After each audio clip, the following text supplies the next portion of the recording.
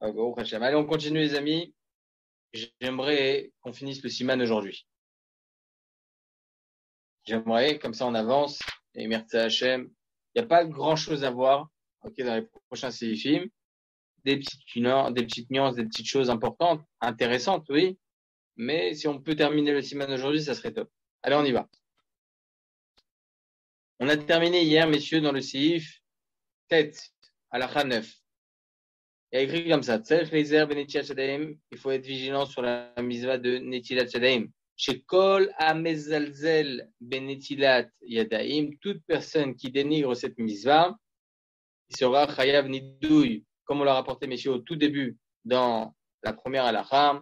On avait rapporté une Mishnah dans la Masechet Eduyot, chapitre 5, à la Mishnah 6. D'ailleurs, c'est écrit dans le Kitzur Bet Yosef, il rapporte juste les petites références. Que Rabbi Eliezer Ben Anad, il avait été mis en nidouille, ok? On avait vu ça, messieurs, dans la Mishnah, dans Masechet Eduyot. Donc, Chayav nidouille ou ba l'idéaniout. Vous savez quoi? C'est quoi une personne qui est Chayav nidouille? Une personne qui est Chayav nidouille, Hashem Yarachem, c'est comme un endeuillé. Il n'a pas le droit d'avoir Tashmish Amita, il n'a pas le droit d'avoir des enfants. Shemishma. Ou ba l'idéaniout, Chazi Shalom, il peut en arriver à une pauvreté s'il n'est pas makpid sur la mitzvah. Veneikar minaolam, mais il se détachera de ce monde. C'est dur, hein? On n'est pas comme ça généralement dans la Torah. Dans la Torah, on est plus dans le positif. Là, Chachamim, ils ont vraiment mis un point d'honneur sur cette mitzvah de Netilat Shadaim, au point où on a toutes ces causes-là qui ont l'air très, très, très graves. D'accord? Alors, messieurs, regardez, étant donné qu'il n'y a pas grand-chose, en Mishnah Berurah, il n'y a rien d'ailleurs, et dans le Kitzur Bet Yosef, c'est vraiment très restreint, on a déjà vu tout ça. Regardez, 49, la linéa 49 dans le Meorot HaMizrach, 49, 50, 51 et 52. Hier, on a vu déjà le 49, on va vite le relire. D'accord?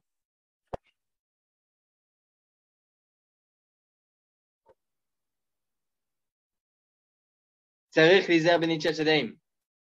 Il faut être vigilant sur la maison de Netilat Shadaim. Ça, on a vu hier. Avec Katav Ben Ishraï.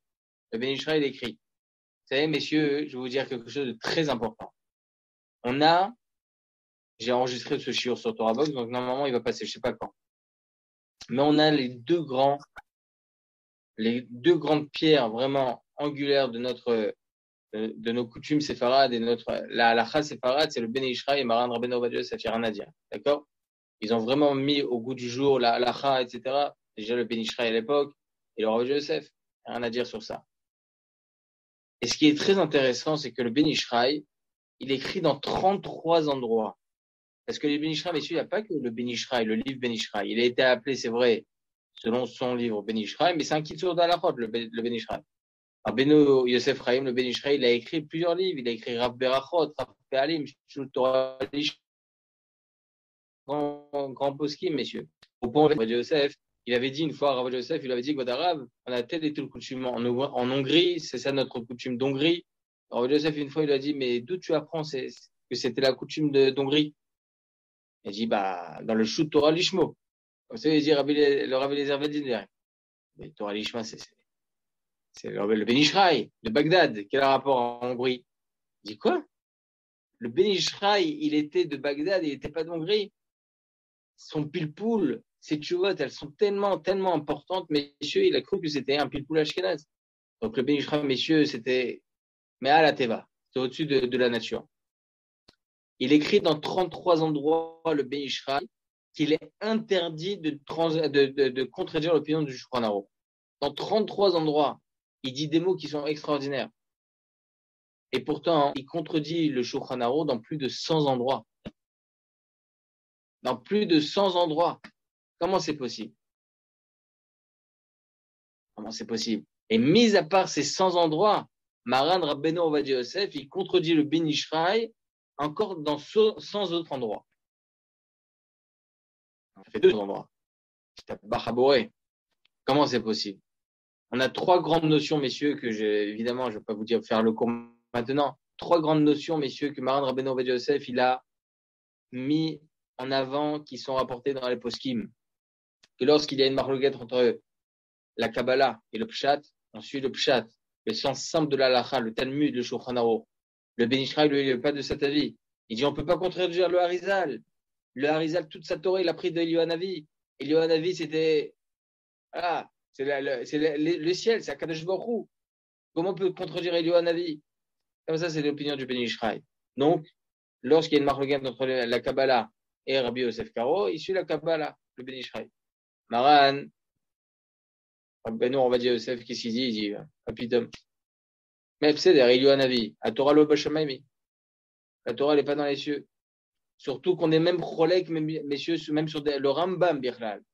Regardez, il y a écrit comme ça dans le Siman Rejbet, Siman 202 du Shulchan Aruch. On verra Bezrat Hashem. C'est quoi la bracha du sucre?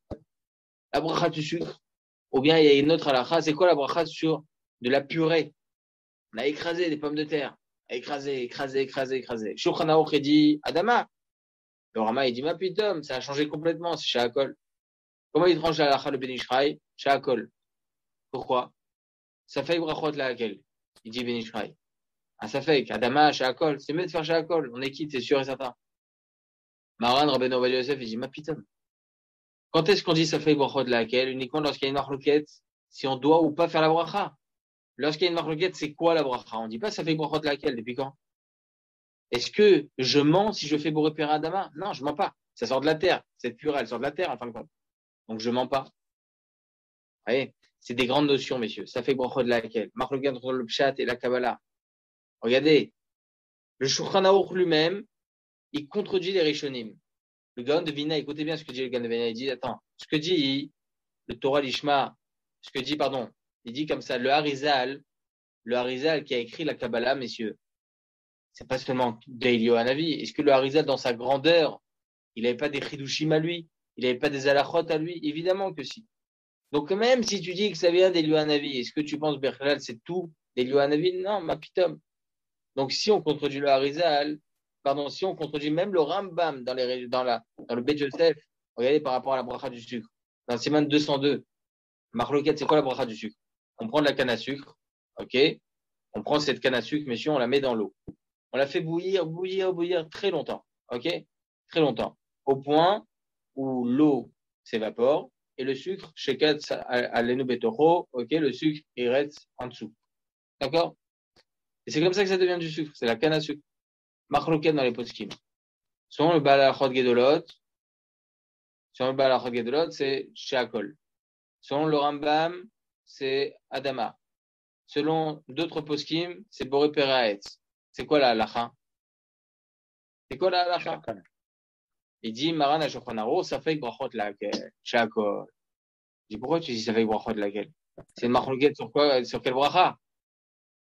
Il dit, Maran Rabbeinu Ovadia Yosef, là-bas, c'est totalement différent. Regardez la force du Rav Ovadia, c'est pas stam de suivre le Shulchan Aruch.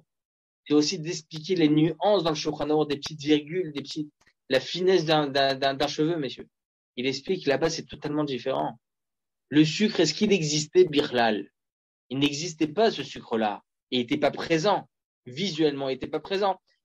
De la banane qu'on écrase, d'une pomme de terre qu'on écrase, de la pomme de terre, de la banane, ça, c'est présent. Et lorsque vous avez une canne à sucre, vous le voyez le sucre? Non. Vous faites fondre, vous faites bouillir jusqu'au point où le sucre, il sort de cette canne à sucre.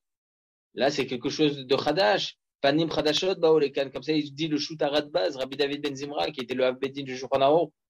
Panim Khadashot, Baolekan. Donc, c'est quelque chose de nouveau. Là, on dit, ça fait brachot laquelle? Birchal, c'est possible que si je fais Adama, c'est faux. C'est faux. C'est quelque chose de nouveau. Ça sort pas de la terre. C'est faux. Comme ça, il dit Rabbi David Ben Zimra, comme ça, il tranche Maran Rabbeinu Ovadia Yosef.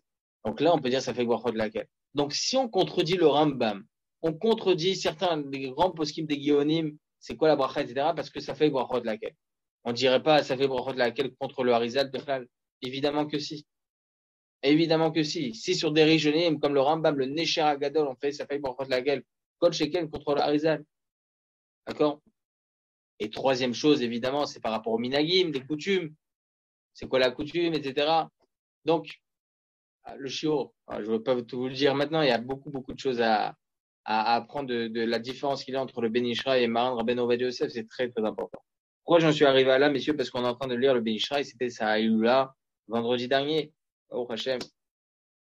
Regardez. Il dit le Ben Ish Chai Parashat Shemini. Donc, on est dans la linéa 49. On a lu ça déjà hier, mais je vais vite reprendre. Il dit le Ben Ishraï Parashat Shemini Alena 1. Ve'otam anashim burim, shenotlim ve'enotlim karaoui. Les gens qui ne connaissent pas. Ok, je préfère traduire comme ça parce que, voilà. Top. Shenotlim ve'enotlim karaoui. Donc, ils se lavent les mains sans savoir et ils font mal. D'accord? Oncham meruba maotam shenam notlim klal. C'est pire que de ne pas du tout procéder à l'ablution des mains. Pourquoi? Premièrement, c'est comme si qu'ils mangeaient sur Nitchat Tadem. Qui vendent notre limnetila réolia, qui fait adin, ils ne font pas l'ablution des mains comme il se doit. Est-ce que si on se lave les mains avec du savon, on a procédé à l'ablution des mains? Non, pas pitop. C'est la même chose. Tu fais Nitchat Tadem et tu fais pas selon les règles de l'art. C'est la même chose que si tu t'étais lavé les mains avec du savon. Deuxièmement, Vachani, sur quoi tu fais la bracha al nitilat yadaim? Sur l'ablution des mains. Mais si tu fais pas une ablution, tu fais pas son la halacha, tu fais une bracha en vain. T'as pas fait d'ablution des mains. T'as pas fait de nitilat yadaim. Comme ça, il dit, bon, c'est bracha levatala. Vashlishi, troisièmement, rive l'Hachem imaem, machash notlim lama en notlim karaoui. Il dit à Kadosh Baruch Hu qui est loup, attends, le gars, qu'est-ce qu'il va faire? Il va faire nitilat yadaim. En quoi ça le dérange de faire comme il faut la misva? Maïf cède et je en quoi ça le dérange? En quoi il perd quelque chose? Au ma ol kaved et basé. En quoi c'est un joug? En quoi c'est une charge pour eux de procéder à une ablution en bonne et due forme? En la roi lève. Si ce n'est de dire que cette personne est mauvais, qui est shalom. Alken aïch ayere zaher ve'azir. C'est pour ça qu'une personne qui craint Kadosh Baruch Hu, il devra être vigilant, il devra aussi avertir les autres. Basé la sot à misvot ketikuna, de faire cette misva-là comme il se doit selon les règles de la halakha. D'accord? Regardez maintenant la linéa 50, messieurs.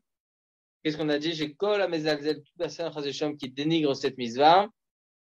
Qu'est-ce qu'on a dit dans la halakha?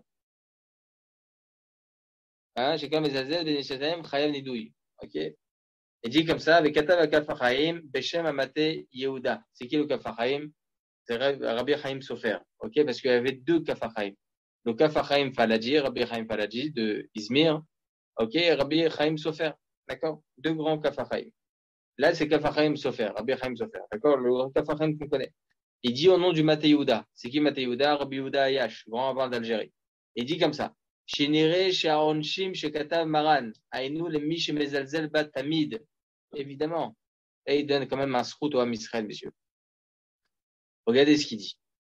Il dit tout ce qu'on a dit, Kol HaMezalzel, tout de suite, qui n'est dénigre, alors Chayav Nidouy, Neikar Mina Olam, Balide Aniyut, tout ce qui a été dit par Maran, c'est uniquement une personne qui, toujours, il fait comme ça, il dénigre tout le temps, il fait pas attention à sa Netitadaim tout le temps.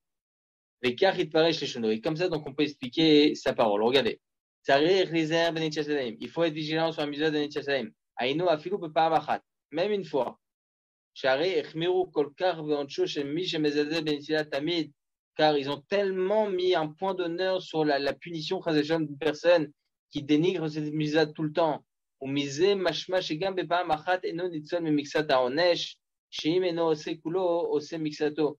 dit même s'il va recevoir un petit pourcentage de cette de tout ce qu'on vient de dire, etc., un petit pourcentage, même s'il a fait une fois, mais au moins il aura quand même un pourcentage de punition. C'est pour ça qu'il faut faire très attention.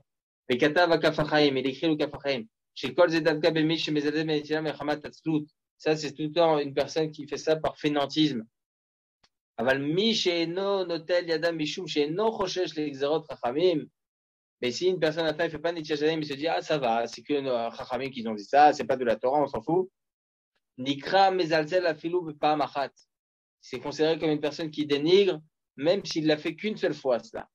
Vechaya Bekol Onashim, et donc il sera Chayam Nidouy. Balidaniyut et Neikar Minaola. Et la reine, c'est pour ça qu'il faudra faire savoir aux femmes qui ne font pas très attention à l'Israël, Kedesh Arbe Blainara. Je vous dis, Baruch Hashem, on va rapporter un top pour l'homme Israël. Plus les années elles avancent, et plus on voit que Baruch Hashem, tout le monde est makpid, ils font très attention. Tout le monde fait très attention à cette misot. Moi, je vous dis, je reçois tous les jours Blainara beaucoup de shelot. Et il y a beaucoup de femmes qui posent des shelot. Vodarav, j'ai ma bague, j'ai oublié d'enlever ma bague pour Nitya Shadaim. Blainara, elles connaissent. Baruch Hashem Netivuta. Tov, en tout cas, il faut bien apprendre les.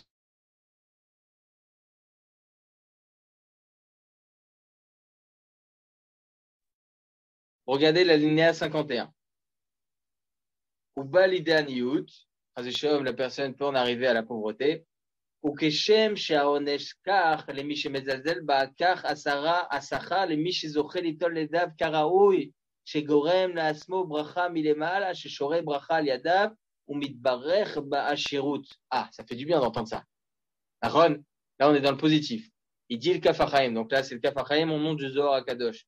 De la même façon que la punition d'une personne qui ne fait pas comme il se doit, la Netilat Yadayim, c'est la pauvreté. Une personne qui fait comme il se doit et qui apprend bien ses halachot et qui fait comme il se doit, Netilat Yadayim, HaKadosh Baruch Hu, là on verra une bracha sur ses mains.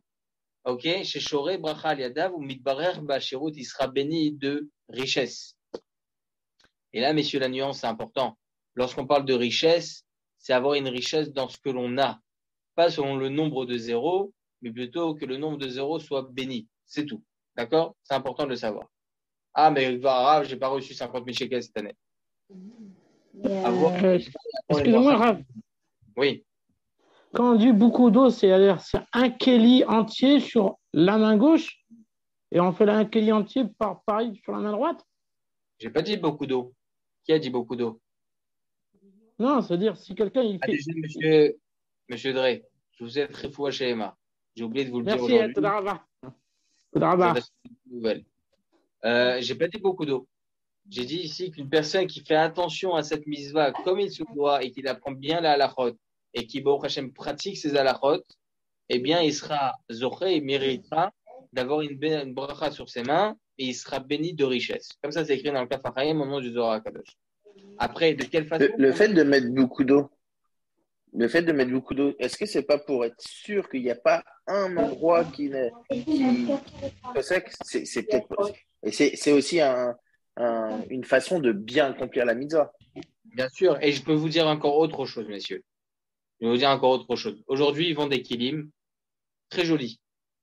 Très jolis. Donc, on se dit, nous, Zéli, Van Veo, c'est magnifique. Mais plus ils sont jolis, plus ils sont petits. Ouais, vous les voyez. C'est incroyable. J'ai remarqué qu'au fur et à mesure, ils deviennent de plus en plus petits. C'est dommage. Le hidour de la misa, messieurs, c'est pas la beauté extérieure. On le fait comme il faut. Rien que le kéli en plastique qui est énorme. Ah, je peux vous assurer que c'est beaucoup mieux. Ouais. Je peux vous assurer que c'est beaucoup mieux. Grave, j'avais entendu qu'à l'époque, alors je sais pas si c'est l'histoire, que certains grands rabbinim, à l'époque où il y avait, à l'époque c'était les veuves souvent qui allaient chercher l'eau, qui faisaient en sorte quand ils faisaient une étilate de prendre une quantité minimum pour éviter à la veuve de faire des allers-retours. Ah, Khazak a fait. Mais ça pourquoi? Non. Oui. Mais ça pourquoi? Parce que, et ça c'est très important, c'est un moussar askel, vous faites très bien de me le dire. Parce que il y a des khumrot, on veut de la bracha, on veut de la richesse, etc. Mais en aucun cas sur le dos d'une autre personne. Jamais. Bon, il y a quelqu'un qui m'a demandé, Rav, etc., est-ce que lorsque je suis chez quelqu'un, est-ce que je peux faire comme j'ai l'habitude, par exemple, par main, j'essaie de mettre un kéli. Par main, un kéli. Est-ce que je peux faire ça chez les autres ou pas? J'ai dit oui, tu peux faire. Mais est-ce que c'est pas une khumra sur le dos des autres? Faut se poser la question. Est-ce que ce n'est pas une khumra sur le dos des autres? Tu vas utiliser beaucoup d'eau. Ah oui, mais ça va le bénir et tout ça. Peut-être ça va le bénir. D'accord. Mais est-ce que lui, il n'est pas macpide sur son eau? Peut-être que lui, il fait attention, je ne sais pas. Ou bien vous avez beaucoup d'invités, Blainara. Vous avez des gens qui attendent derrière vous pour faire un HCDM. Et là, il y a encore rempli. Il y a encore rempli. Non. Moi, personnellement, je vous dis ce que je fais moi, personnellement, à la maison. Encore la semaine dernière, je vais des invités. OK? Je fais très rapidement un HCDM. Un kéli, j'utilise pour les deux mains lorsqu'il y a des invités. Lorsque Baruch Hashem, on est seul, etc. Je peux faire une khumra en plus. Mais il n'y a pas pire, messieurs, que Ben Adam la Chavero. Pourquoi les faire attendre? Pourquoi les faire attendre? Ça, c'est la bracha. Ça, c'est de mettre une bracha dans notre maison lorsqu'on fait attention aussi aux choses qui sont extérieures et pas uniquement des khumrot personnels. C'est très important. Donc là, pour la veuve, c'est le même principe. Donne un réveil d'eau. C'est ce que demande Khazal, ce que demande Rachamim, de faire Netziat Yadayim avec un minimum de réveillite. Eh bien, c'est ce que je te demande. Pas plus. D'accord? Tov. Beneika mina olam. Il n'y a pas grand-chose à voir dessus. D'accord? Note de Kafachaim, de Chosh, Shamazadan, et Djadem, etc. Il a fait mieux. On va lire, messieurs, pour ce qui nous reste comme temps. Bon, je pensais pouvoir, j'ai été trop optimiste pour penser pouvoir finir, mais je suis parti sur le Ben Ishraï, là, c'est parti en vrille. Alors, regardez. C'est Yud. Alakha Yud. Afalpi, Sheshiuram, Berevi'it, Yosif, Litol, Beshefa. Ce qu'on vient de dire. De Amar Afrizda, Ana, Mesha, Melo, Chofna, Maya, Veavuli, Melo, Chofna, Tivuta. Et écrit quoi? Même si Chachamim nous demande que la mesure spécifique pour pouvoir faire Netilat Yadayim, c'est un réveillite, pas plus. Un réveillite, messieurs, c'est combien? C'est 81 grammes. D'accord? 81 grammes, pour être très précis. Yosif Litol Beshefa. On devra rajouter quand même, être encore un peu plus. Voilà, Beshefa. Faire le mieux. Comment on dit ça, Beshefa en français? Être, abondance. Barboah, en arabe. Ou en yiddish, comme vous voulez. D'accord? D'Amar Afrizda. Et dire Afrizda. Ana Mesha et Melochofna Maya. Ok? S'il te plaît, verse-moi Melochofna Maya. Donc, une quantité d'eau complète sur mes mains. Ve'avuli Melochofna Tivuta. Et grâce à cela, viendra sur mes mains Melochofna Tivuta. Donc, une main remplie de bonté. Comme ça, il dira Afrizda. On apprend de là. D'accord? Le Kitsur Bet Yosef, il n'est pas ici. Il est tout derrière. Je vais vous lire rapidement. D'accord? C'est la page Zaïn, la page 7, dans les Milouim, tout derrière du Mishnah. Je vous lis rapidement, hein, c'est 5 lignes. D'accord? D'où on voit ça? C'est quoi la source de cela? Ou c'est important, Kadosh Baruch Hu donne la bracha lorsqu'on fait Beshefa.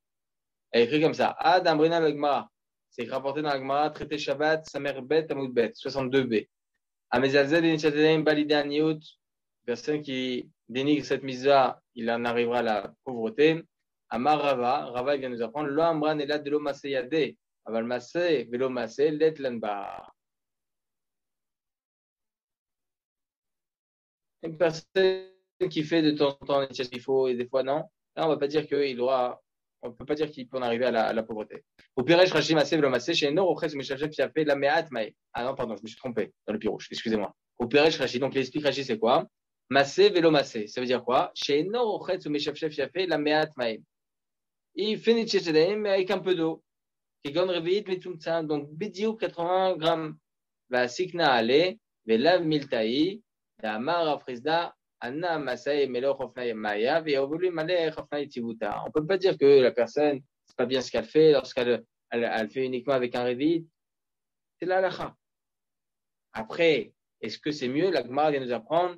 Mais là, miltaï, donc la halakha, il faut savoir que ça suffit un révit, mais c'est mieux d'utiliser plus, comme elle dit la Gemara au nom de Rafrizna.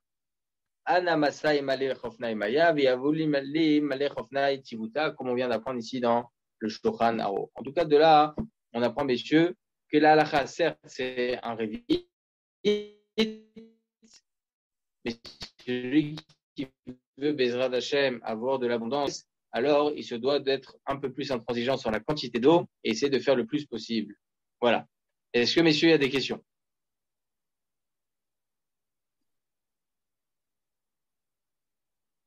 Oui, Kevin. Rex, sur ce que vous avez dit, la notion de révit, c'est